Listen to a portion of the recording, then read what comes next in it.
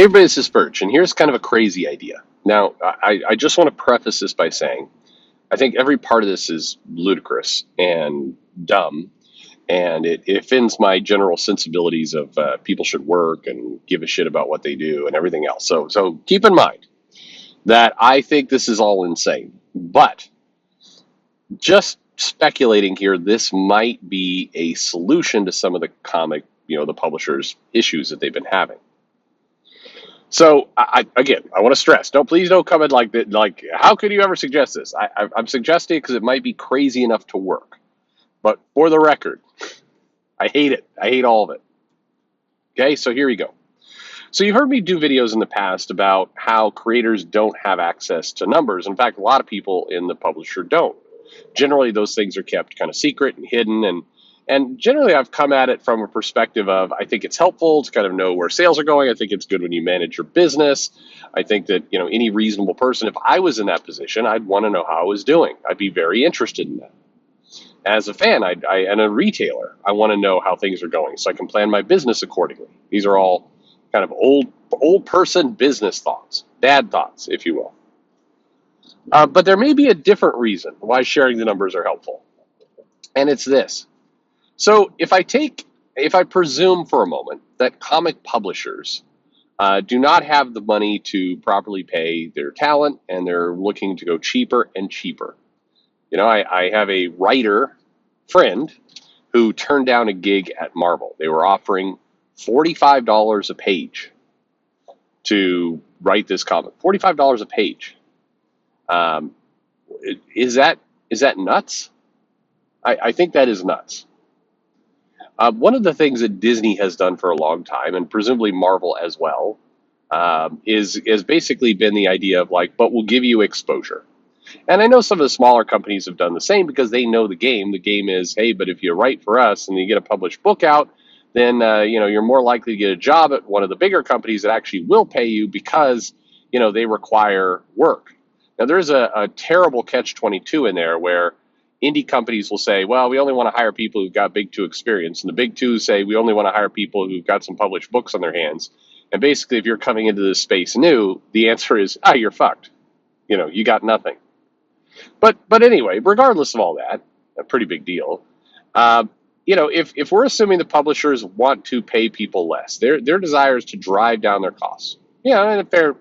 Many companies are doing that right now on a lot of things. So the goal is to drive down costs. All right. So what do we know about some of the newer creators, the people who are out there? What do we know about this new generation? Well, somebody posted a comment that they were watching a show. And they had like a panel of women, like 3 women, and it was like, I think, a dating show or something, as the guy was describing it. And they're basically asking him, do you want do you want financial stability? Well, here, I'll read I found the quote here. I'll read it. It says, I recently saw a panel on YouTube where several young women were asked to choose between a long-term committed relationship and their Instagram account. They all chose Instagram. This is a consequence of raising a generation of kids on social media. There are girls hurting themselves if they don't get enough likes on their posts. That is true. This is happening. So here's the crazy idea. We say, okay, well, several of these creators, they don't seem invested in the comics they're producing. They're out on social media, blowing up, flaming people, doing a bunch of other crazy shit. They're don't seem invested. They're not doing the research into the comics that they're making and so on. They're not connected. And if you're trying to solve that and simultaneously pay them less, my generation, at least for me, that would be a problem. If you're going to pay me dirt rates, I'm going to go find something better, and definitely I'm going to be less emotionally connected to the thing that you're trying to do on the cheap. Your best hope, as I've said before in videos, is that the person has some personal pride that they just want to do a good job. Maybe because they love comics, maybe because they don't want to do they don't want to have a second best approach to things, even though they're paid low. But the better solution is pay them a good rate if they're good people, and you'll keep them. And even if they're moderately good, if you dangle the promise of better pay, typically they get better. But maybe that's not the approach that we need to take with newer creators. So here's the idea. It's making one more assumption, and maybe this is another big one. And the assumption is that you, the person listening to this, the customer, you buy things that are of good quality. Is that a fair, or do you buy shit? I don't know. That's up to you. You have to decide that one. But my assumption is that you will put your money into things that are good, that you like, that you feel are quality, good stories. If that's true, then perhaps there's a world where you gamify the entire business a little bit, and you basically start treating sales like likes on Twitter. So you could even, when you print the comic, you could put on the cover. Fuck, this would be terrible. This again, I hate all of this. You put right on like the top left hand where they used to have the little Marvel box, the little heads of the people who are in the comic. You could put a little thing of like the current buys or likes. Now again, you need to tie that to finance. You can't just have people liking the comic who aren't actually paying for it. But you could have a couple stats there. You could have, like, Marvel could go all in and say, this was downloaded on pirate sites 50,000 times, and it had 20,000 purchases. Anyway, just put it on the fucking cover. Put the sales data on the cover of the comic, and then you incent the creative team to say, do you want to be popular? Do you want to have a big following? Well, you better sell some comics then, because, if you want the prestige of seeing, hell, put your name on it. In fact, on DC and Marvel as well, they have the creator's name on the cover. It's like Donny Cates, Ryan Stegman.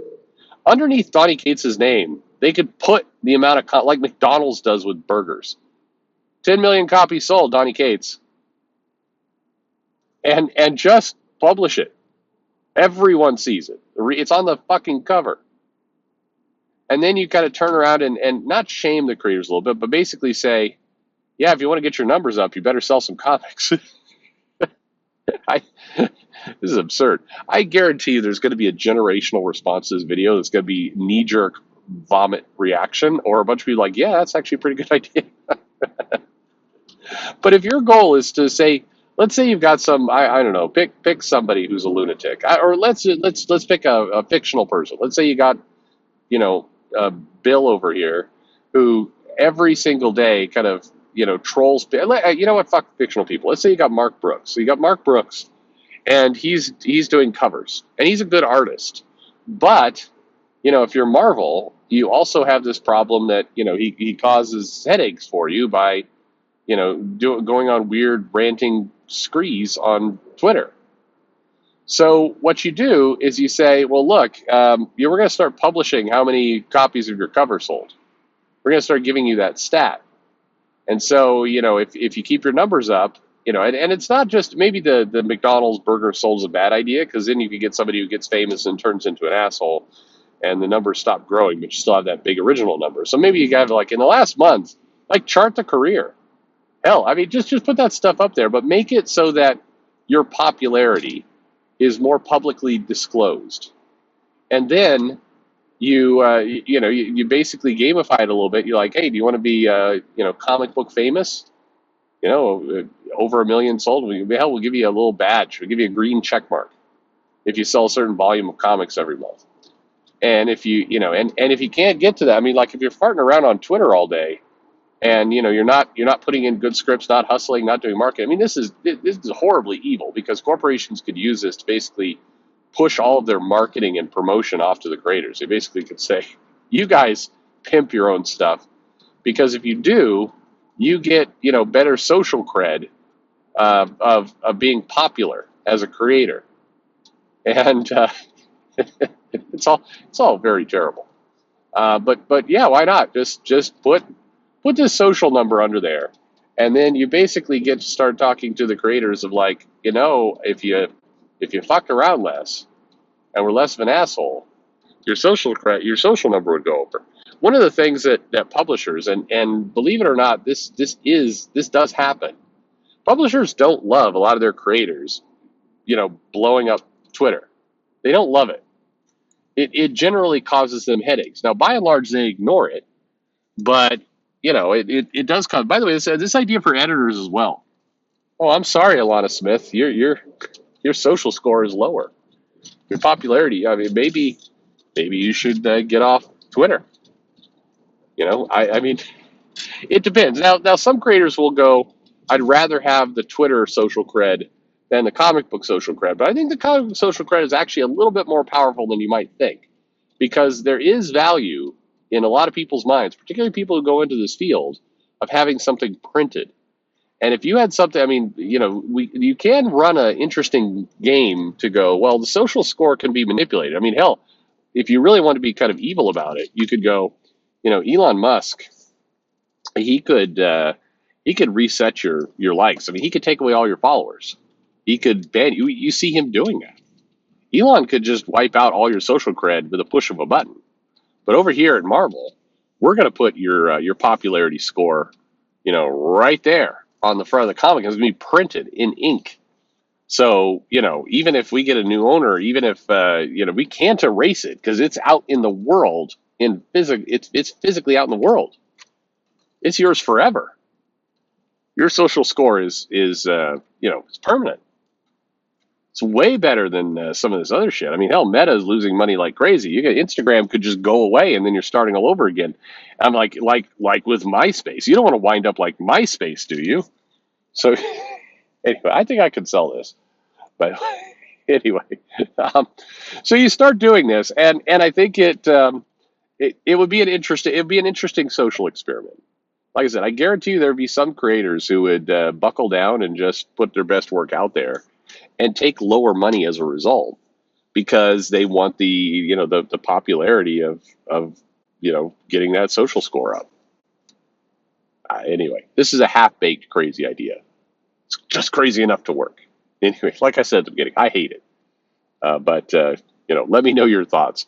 This is meant to, I'm saying all of this slightly tongue in cheek, but if you think about the psychology of some of the people involved, this would work on some people. Now, arguably, the people it would work on are not the people you want in comics. so there is that. Anyway, let me know your thoughts in the comments below, and thanks for listening.